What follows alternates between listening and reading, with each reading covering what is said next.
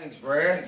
Now you didn't build up all of this, expectation, and I like to really say that it's a privilege to be here. It's a privilege to be able to stand in and give some voice to some of the people that I consider my peers.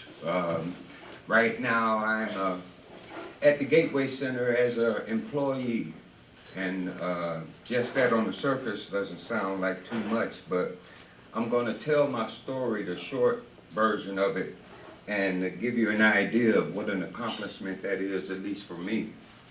I am a respiratory therapist by trade. I did respiratory therapy, critical care therapy for over 20 years. And I came to Atlanta actually on a bet, and came here and kind of settled in and worked at Grady and other facilities here. And back in the early 2000s, I actually started my own home health care. I was contracted with Allied to actually go into people's homes and give them breathing treatments and, check on them and things like that. And I enjoyed it. As a matter of fact, I considered myself to have got my little slice of the American pie, so to speak. I was kind of comfortable. I had a nice apartment with all the amenities and, the car and all the trimmings that go with it. So I was pretty comfortable. I was real comfortable, as a matter of fact, because I made good money and I didn't have a boss. So that was a good situation for me. July 22nd, 2009. I was on my way to actually do my job, and I was stopped by the police for some mundane reason, and they told me, "Mr. Boyd, we have a warrant for your arrest." I said, "Okay, you might want to tell me what it's for," and they said, "We have a child support warrant for your arrest." And I was drinking coffee and almost spit in his face, laughing and the ridiculousness of it, because the child that they identified was actually almost 30 years old at the time, and I had been a custodial parent since she was 8. So therefore I just knew, I said, well, let's do this. We'll go around and, y'all find the snafu and, I'll go on back to what I was doing. 72 days later, in DeKalb County Jail, they opened the door and said, "Mr. Boyd, we made a mistake, and we apologize, but you got to go now." And as I stepped out the door, the realization came in that I had nothing to go to. I lost everything. In that 72 days, I lost my apartment, I lost my car, I lost my contract, I lost all my trimmings, and I was, destitute, so to speak. I had previously done some volunteer work down at Gateway and had went through a short transitional period when they first opened, and had used the facility myself. And I was one of the guys that used to come down there and get a couple of guys to go and do a little yard work or help me with a project and so forth. So I knew about the Gateway Center, and I had a choice of either going back home with my mother, who is a federal agent and real rigid to live with, okay?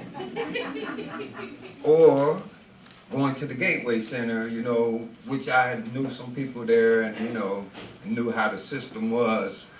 And so I made the choice of, I needed some time, because the anger that built up in me, man, I can't even describe it. I was angry, I was hurt, I was disappointed. I mean, the whole gamut of negative feelings I went through. But it was a humbling experience to walk through that door and to go up there and say, "Hey, y'all, I'm homeless." It still touches me today, because the feeling, it was like nothing I can describe. And I went in there with one set of emotions, but I can truly say that having that time, that short period of time to kind of catch my breath And then I looked around and I saw people that had stories that made mine look real small, you know. I saw people that were there for all kind of reasons, and to fast forward, I got involved. I started doing things. I worked my case manager, even today when he sees me, he's just, you know, does this, because I worked my case manager, and that was channeling that anger. I knocked on doors, I went downtown, I went to people who had no, they weren't even in my field, but I was asking for jobs. Every agency and every availability that I could find, I did that, and it was just channeling that energy to keep me from hurting somebody or myself. And so, as time went on, you know, Gateway, I was getting ready to leave. It was several months later, I was getting ready to leave, and they told me something about an RA program. I had no clue what that was. It was basically a live-in resident, you know, to help support the staff. And, you know, I still wasn't totally clear on what I was going to do from that point, so I bought myself a little more time and got involved with that. And again, I'm channeling this energy, and looking back, I realize now that I had my hands in everything, you know. I met with the programs manager a couple of days ago, and she started reading off the stuff that I had did, and whoa, you know. But that was, you know, I can truly say through grace, I was able to channel anger in a positive way, and it helped me get involved with things, and then it opened up my eyes to realize that no matter what I was going through, or no matter what an individual may be going through, I can find somebody that will trade places with you. That's what really struck me. You know, my problems got real small after I got a chance to interact with some of the people that were in the same position, so to speak, as I was. So then I got a chance to see that energy and where I was channeling it was actually helping in some cases. And so that re-energized me even further. And I started going to other agencies such as the United Way and, you know, Central Press and some of the other agencies that cater to people in that position. And I just got involved, man.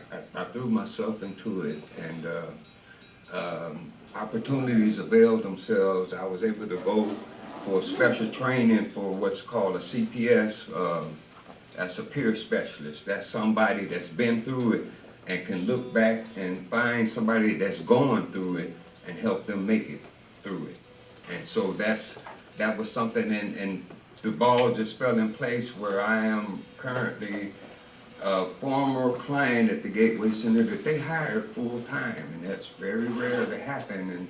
And so now I'm in a position of being homeless at one time to now helping people find homes, and it's a great situation to be in. I can't tell you how rewarding it is to see myself come through that door many times during the day, because my office is right at the front door. So I see me come through the door many times during the day.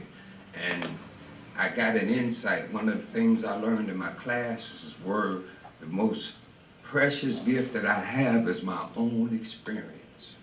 And so when I see people going through that struggle, I can relate so well, and that's why I encourage some of the other guys to get that training, because once you learn how to take what you've been through, and that's for anybody, take what you've been through and be able to apply it to help somebody else that's going through a similar experience. That's what the human being experience is all about.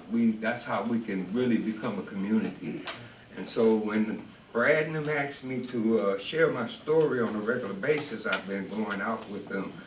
I was a little apprehensive, but one of the things that we try to do in the Speakers Bureau is to bring forth the actualities of homelessness. My concept, even before I gained knowledge of what it was like to go through it myself, my concept of what a homeless person was and the actual facts were so different, you know. And so one of the things that they asked me to stress was the fact that not every homeless person is a drug addict or alcoholic. In that facility where I work today, I had the opportunity to actually work with a doctor with a six-figure salary that was homeless, okay? So I tell people that it's just, we're all just a natural disaster away from actually being in that position ourselves. I mean, just anything can happen and we can all find ourselves in a desperate situation like that. And so I feel proud to be able to support not only the facility that deals with that situation, but also be able to help illuminate the fact that what people actually think homelessness is and what it actually is many times is just the opposite. And a lot of people in our community are suffering because of the current economy, are suffering for various reasons and find themselves in that position, and it's a hopeless feeling. And the people that have the degrees, man, if it wasn't for them, I wouldn't have gotten the support and direction that I needed. But what's really, really important, and I think what's really helpful for people that are going through it, are the people that have been through it. And so therefore, I take great pride and consider it a privilege to be able to speak on behalf of the people that have went through it and are currently going through it. And the Speakers Bureau has done a lot in the greater Atlanta area for not only bringing the facts and changing people's attitudes toward what's going on in our society, but it has given some of us the opportunity to participate in the rebuilding of the thinking of what homelessness is about. And so therefore, I am proud to be here. Thank you for the opportunity, Brad, and the privilege to be a part of something positive, because I'm gonna tell you, I've met some people who went through a similar experience that I went through, and some of them ain't coming out so good at the moment, okay? So I consider myself not lucky, but I consider myself blessed and endowed to be able to come through this and be able to be a positive influence on people that are going through a similar experience. So anything that we do here tonight will help support that overall effort, because we got to educate our population to what it is before we can all start doing something about it. So the efforts here tonight, I wouldn't have missed it for the world, because the fact that it is a little trying. This is about my 20th speaking engagement, and you know, it takes a little effort. So any support that we get will be truly, truly going toward a positive situation, and it will help us further our efforts to educate as well as support the people that deal with that issue.